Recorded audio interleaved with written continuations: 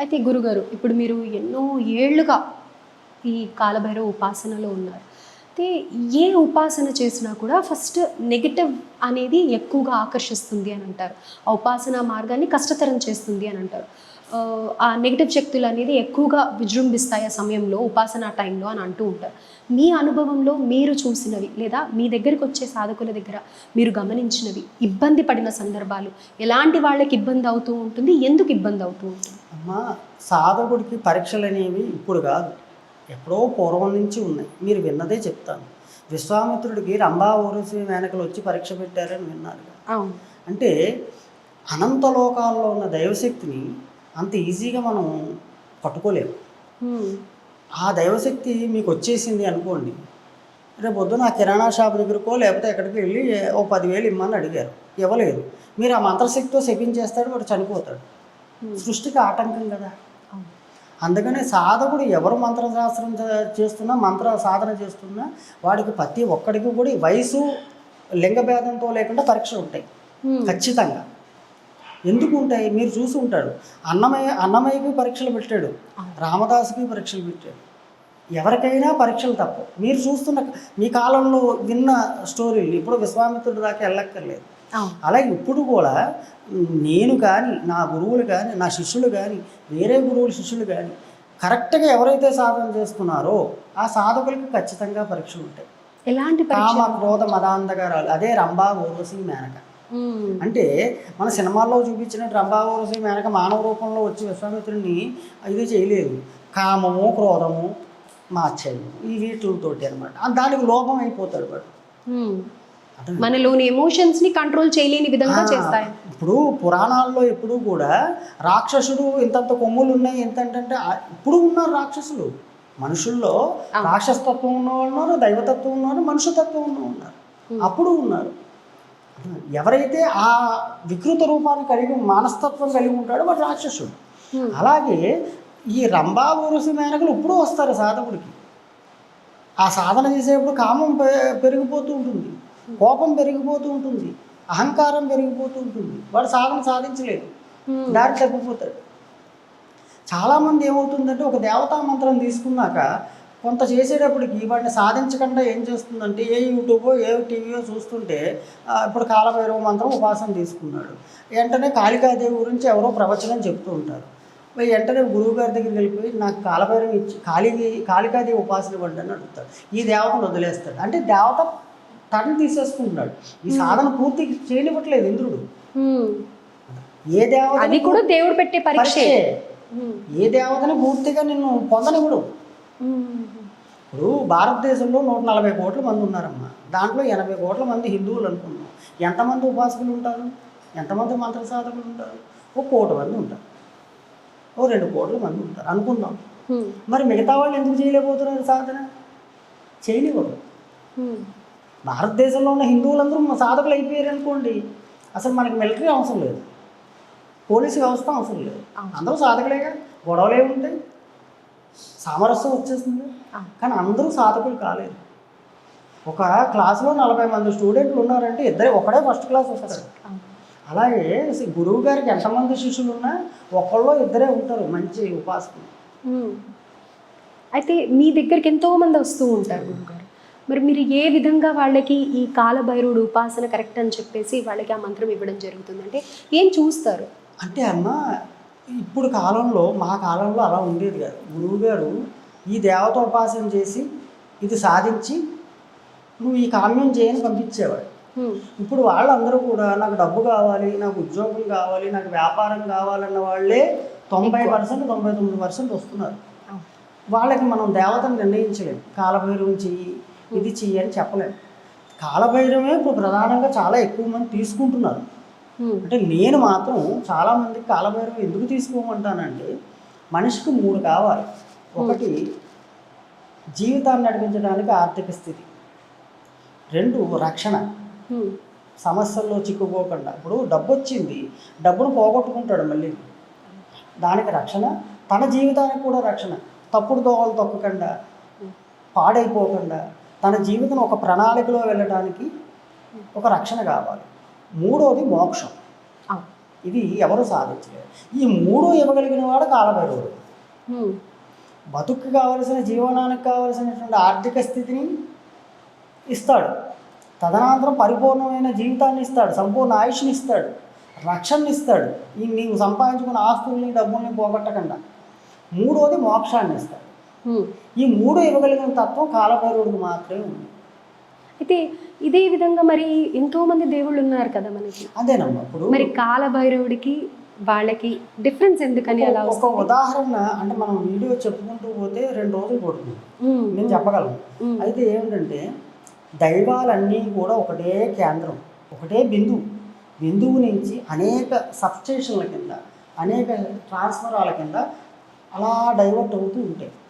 శివుడిని మొక్కునే విష్ణువుని మొక్కునట్టే, విష్ణువుని మొక్కునే బ్రహ్మను మొక్కునట్టే, బ్రహ్మను మొక్కునే అమ్మవారిని మొక్కునట్టే.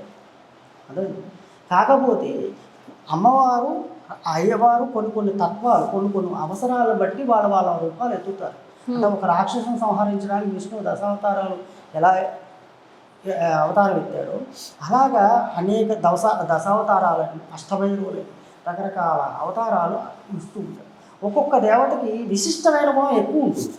ఉదాహరణకు చెప్పాలంటే ఒక హార్ట్ స్పెషలిస్ట్ ఉన్నాడు, ఆయన మరి జ్వరానికి మందు కూడా ఆయన ఎంబీబీఎస్ చేసే వస్తాడు కదా, జనరల్ ట్రీట్మెంట్ కూడా చేయగలడు, కానీ ఆయన చేయడు.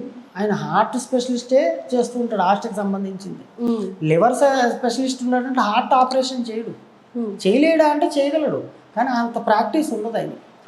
అలాగే ఒక్కొక్క కోరికకి ఒక్కొక్క దేవత ఉంటుంది. జనవశీకరణ, రాజవశీకరణ అంటే ఏమిటి, రాజమాతకి ఇది. అలాగా కాళికాదేవి జ్ఞానానికి, కర్మనాశనానికి, మోక్షానికి, దీర్ఘాయుష్కి కాళికాదేవి.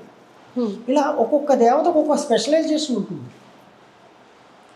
ఇప్పుడు మీరున్నారు, అన్ని రూపాలు మీకు నచ్చవు, ఏదో ఒక రూపానికి సమ్మోహనం చెందుతారు. ఒక్కొక్క రూపానికి ఒక్కొక్క గుణం ఉంటుంది. భగవంతుడు ఇన్ని రూపాలు ఎందుకు అని అడుగుతూ ఉంటారు చాలామంది. ఎందుకు అంటే అన్ని రూపాలని అందరూ ఇష్టపడరు. దుర్మావతీదేవి ఉంది, వికృతి రూపంతో ఉంటుంది విధవరాలుగా. మరి ఆవిడని ఇష్టపడే వాళ్ళు ఎంతమంది ఉంటారు? ఇష్టపడరు కదా. మరి అప్పుడు సౌందర్యవంతమైన రూపం కావాలి. షోడశీదేవి అందంగా ఉంటుంది, భువనేశ్వరీదేవి చాలా అద్భుతంగా ఉంటుంది పరివారంతో, ఆవిడని ఇష్టపడతారు. అంటే ఆ రూపానికి ఆకర్షితుడైతేనే వాడు ఆ మంత్రాన్ని సాధించగలుగుతాడు.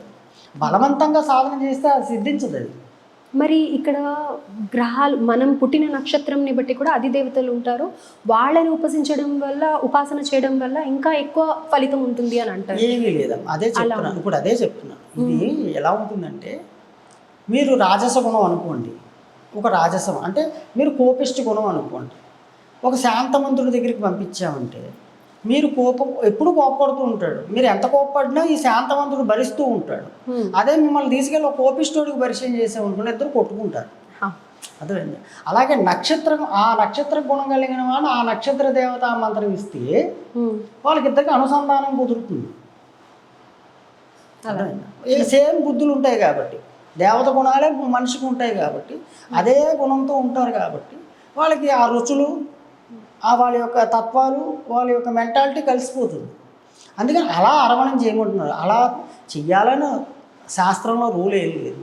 నీ మనసుకి, నేను ఎప్పుడు నా దగ్గరికి వచ్చిన వాళ్ళు ఒకటే చెప్తాను, మంత్రం అడిగితే, నీ మనసుకి ఏ రూపం నచ్చుతుందో ఒక వారం రోజులు పరిశీలించు. ఆ రూపం కలిగిన దేవత ఇష్టపడుతున్నావు అన్నప్పుడు నా దగ్గరికి రా, ఆ మంత్రాన్ని తీసుకో అంటాను. ఇప్పుడు ఉదాహరణకి మరి ఇక్కడ వాడచ్చో లేదు, అందరు సినిమా యాక్టర్లు అందరికీ నచ్చరు. ఒక్కొక్కరికి నల్లగా ఉన్నా ఆ సినిమా యాక్టర్ నచ్చుతాడు. ఒక్కొక్కరికి ఎంతో అందంగా ఉంటే కానీ సినిమా యాక్టర్ నచ్చడు. అలాగే దేవతల్లో కూడా మనం బలవంతంగా ఆ దేవతను రుద్దేమనుకోండి, వాడు ఎప్పటికో అప్పటికి వికటిస్తుంది, అహిష్టం పుడుతుంది. అయితే ఇక్కడ ప్రత్యేకంగా నక్షత్రాలు అధిదేవత చూసుకోవాల్సిన అవసరం లేదు.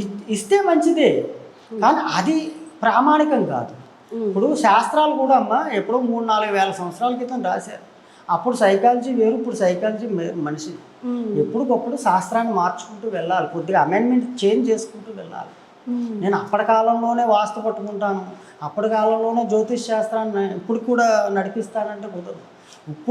ఇప్పుడు మనిషి యొక్క పద్ధతులు మారినాయి, సైన్స్ మారింది, ప్రతిదీ టెక్నాలజీ మారింది. అప్పుడు పూర్వంలో వాస్తు అంటే 2 ఎకరాలు ఉన్నవాడు కడు పేదవాడు, 2 ఎకరాల్లో గుడి చేసుకున్నాడు, చాలా పేదవాడు వాడు, పాపం తిండికి లేనివాడు అని రాసేవారు పురాణాల్లో. కానీ ఇప్పుడు 2 ఎకరాలు ఉంటే వేల కోటీస్తుడు. అవునా కదా? పరిస్థితులు మారినాయా? అదే అప్పుడు గో సంపద ఉంటేనే సంపద. ఒక 100 గోవులు ఉంటే ప్రెసిడెంటు, ఒక 1000 గోవులు ఉంటే జమీందారు, 1,00,000 గోవులు ఉంటే రాజుగారు. ఇప్పుడు విలువ ఉందా గోవులకి?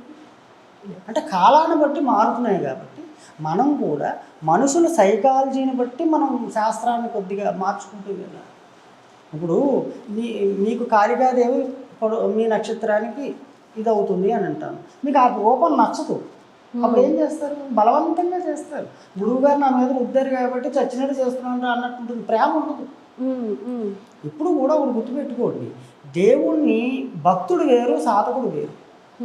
భక్తుడు గుడికి వెళ్తాడు, కొబ్బరికాయ కొడతాడు, దండం పెట్టుకుంటాడు, నాకు 100 కోట్లు ఇచ్చాయని వెళ్ళిపోతాడు వాడు. సాధకుడు అలా కాదు. ఈ పూట మా అమ్మకి ఏం పెట్టాలి, మీ అమ్మకి ఏం నిన్న గారెలు పెట్టాను కదా, కడుపు నొప్పి వస్తుందేమో, అజెత్తు చేస్తుందేమో అని ఇంత ప్రేమగా ఎప్పుడు నిరంతరం పరితపించేవాడు సాధకుడు అవుతాడు. ఆ తపన ఉన్నవాడే. అలా 100లో ఒక్కడే అవుతాడు. అదే. అయితే ఇప్పుడు మీకు కాళికాదేవి నచ్చలేదు, మీరు ఇంత గారాపం చేస్తారా? అతను నచ్చినప్పుడు చేయరు కదా. అందుకని నీ తత్వానికి నచ్చిన దేవతను ఇచ్చాను అనుకోండి, అమితంగా ఇష్టపడతావు, కనెక్ట్ అవుతారు, అప్పుడు కనెక్ట్ అయిపోతావు. అంటే నేను చెప్పినాను కదా, గురువులు కూడా వాళ్ళ పద్ధతులు మార్చుకోవాలి. ఈ లోక పద్ధతులను బట్టి, ఈ సామాజిక పద్ధతులను బట్టి మనం కొద్దిగా మారాలి. పూర్వంలో ఆ శాస్త్రంలో అలాగే చెప్పారు, దాన్ని అలాగే నడిపిస్తానంటే కుదరదు.